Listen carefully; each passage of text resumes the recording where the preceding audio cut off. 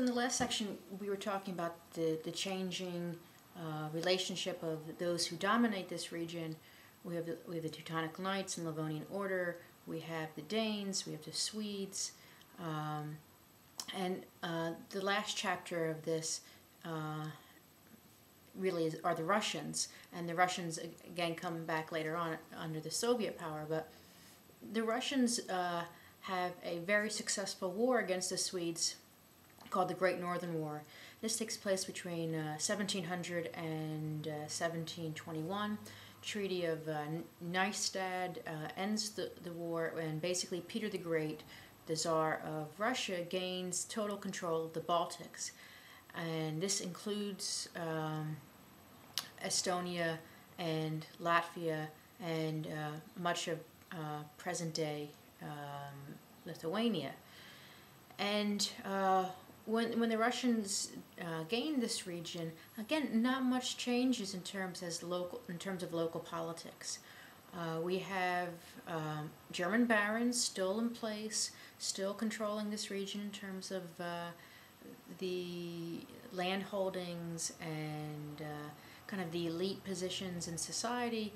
And the Russians at this time period do not seek to Russify the area. That's going to happen a little bit later, but not during this time period in the early 18th century. And for the people of the Baltics, the local people, much are still under the yoke of serfdom.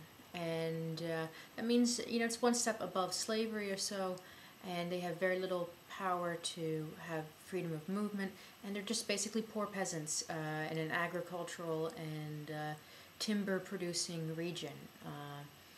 They are not going to really break out from this until the 19th century.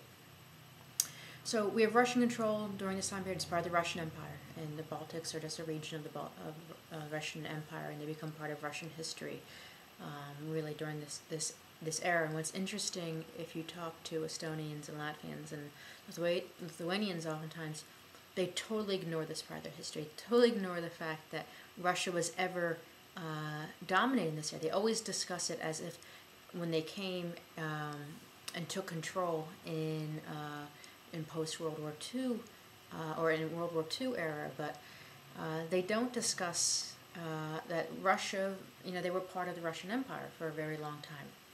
And again, we have this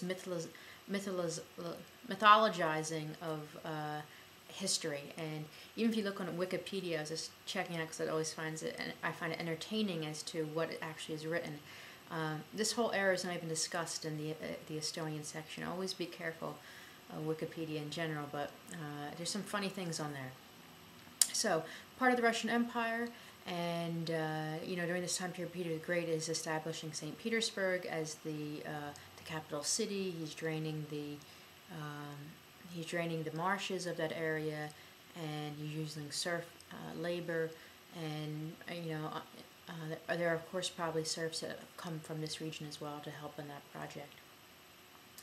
The next major kind of event in this area is the time period of the Napoleonic Wars, and Napoleon establishes some strong strongholds right outside of Riga, and the war really begins in the Lithuanian area when Napoleon crosses into Russia in the early 19th century. And it was the hope of this time period that a lot of people, that this was a chance possibly for some of these local elites to pull away from the Russian Empire, and they were hoping Napoleon might grant some autonomy or freedom, and that really wasn't the case. When Napoleon leaves this area, there are a lot of, hundreds of thousands of soldiers die on the retreat. And just recently they found a Napoleonic gravesite outside of Riga, where a few hundred Napoleonic soldiers were found who had basically starved to death, had stolen their uniforms and such. What Napoleon does do is that he pushes liberalization throughout Eastern Europe, just because people are attracted to this new form of nationalism. They're attracted to the Code of Napoleon, kind of unifying the law code and things like this. And it forces the empire to consider changes to this region. So actually, 1816, 1817, serfs are given their freedom in the Baltics, and not in Russia itself, Russia proper, but in these outlying areas, and they were hoping that this would possibly relieve some of the tension and pressure in this region. And the serf freedom is very limited. Most of the nobles still retain their privileges, and the serfs are not given as much freedom as probably would have liked. And the full kind of serf freedom that they were hoping for is not really going to happen throughout the Russian Empire until the 1860s. But it first happens in this region. And much of the Industrial Revolution passes the Baltics by in the 19th century. The Russian Empire is very much behind in the early state of the Industrial Revolution, when the UK is covered in train tracks. The Russian Empire is just considering its first train between St. Petersburg and the Summer Palace. So again, this remains a rural, agricultural, and timber-based, and in some fishing. There's some major ports here of trade, but it's not a dynamic area really of the empire like it is today. And the Baltics are going to kind of first assert themselves in terms of language rights and such in the 1860s and 1870s, because when Alexander III takes control after the death or the assassination of Alexander II, in the 1880s, Alexander III is going to push Russification of this area. So he's going to try to put Russian in the schools and use Russian as a language of trade and business and of communication and law and all these things. And this is something the Baltics had not really seen. They had their local languages, they had some German in administrative purposes, but had not seen Russification before.